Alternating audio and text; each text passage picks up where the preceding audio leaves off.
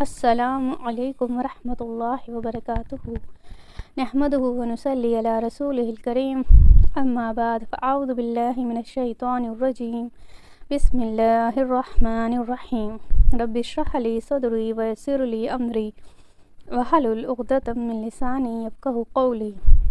سورہ البقرہ آیت نمبر 95، آیت کا ترجمہ۔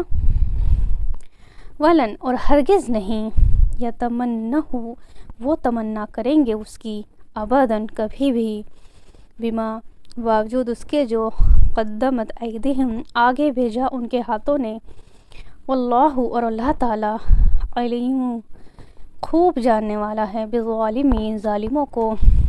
جیسا پچھلی آیت میں ہم نے پڑھا کہ اللہ تعالیٰ ان سے کہتے ہیں یہود سے کہ تم موت کی تمنا کرو اگر تمہیں لگتا ہے کہ خالص جنت تمہارے لیے ہے، تو اللہ تعالیٰ فرماتے ہیں کہ ہرگز کبھی بھی نہیں وہ ایسا کریں گے، کیونکہ جو اللہ ہے، اللہ کو ان کے دلوں کا حال خوب پتہ ہے، اللہ جانتا ہے ان کی ڈھکی ہوئی چھپی ہوئی سب باتوں سے اللہ تعالیٰ واقف ہے۔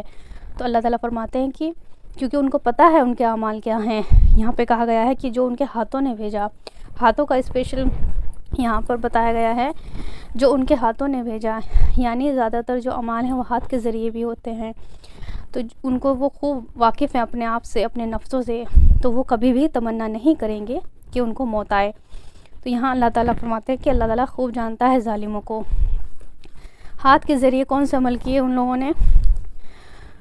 جیسے انہوں نے انبیاء کا قتل کیا، سود لیا کرتے تھے، لوگوں پر ظلم کیا، نبی کو جھٹلایا، اور جو تورات تھی، تورات میں چینجز کیے، تحریف کی، زمین میں فساد کیا، اور اللہ خوب جانتا ہے جو انہوں نے لوگوں کے ساتھ کمی کی، اور اللہ آنے والے کل کو، مستقبل کو بے شک جانتا ہے۔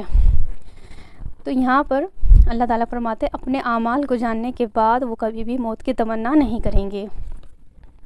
نبی صلی اللہ علیہ وسلم نے فرمایا کہ جو اللہ سے ملاقات کو محبوب رکھتا ہے تو اللہ بھی اس سے ملاقات کو محبوب رکھتا ہے، اور جو اللہ سے ملاقات کو ناپسند کرتا ہے تو اللہ بھی اس سے ملاقات کو ناپسند کرتا ہے۔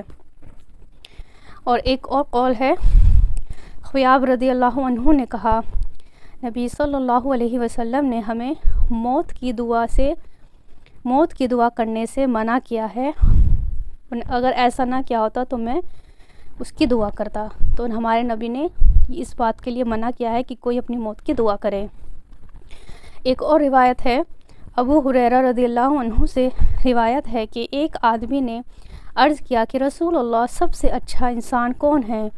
تو آپ نے فرمایا سب سے بہتر انسان وہ ہے جس کی عمر لمبی ہو اور اس کے اعمال بھی اچھے ہوں۔ تو پھر اس نے فرمایا کہ اور سب سے بدترین کون ہے؟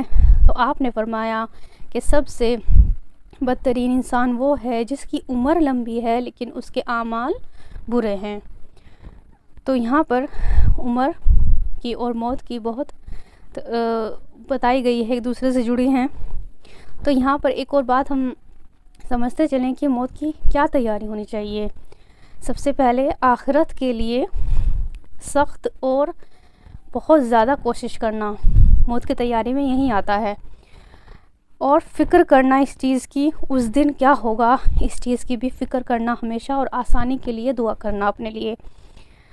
اور بے شک وہ تو ہم سب جانتے ہیں کہ نیک اعمال کرنے ہیں اور برے اعمال سے بچنا ہے، اور سب سے جو مین چیز ہے وہ ہے خواہش نفس۔ اگر ہم اس پر قابو رکھیں اور اس سے رکے رہیں، کیونکہ نفس جو ہے ہمارا وہی ہمیں غلط چیزوں کی طرف یا غلط چیزوں میں ڈالتا ہے، تو نفس سے خواہشوں کو تھوڑا اپنا دبا کے رکھنا، یہ کیونکہ یہی سب مین ہے جو برے اور اچھے عمل میں فرق کراتا ہے، تو اس چیز سے روک کے رکھنا یہ بھی موت کی تیاری میں آتا ہے۔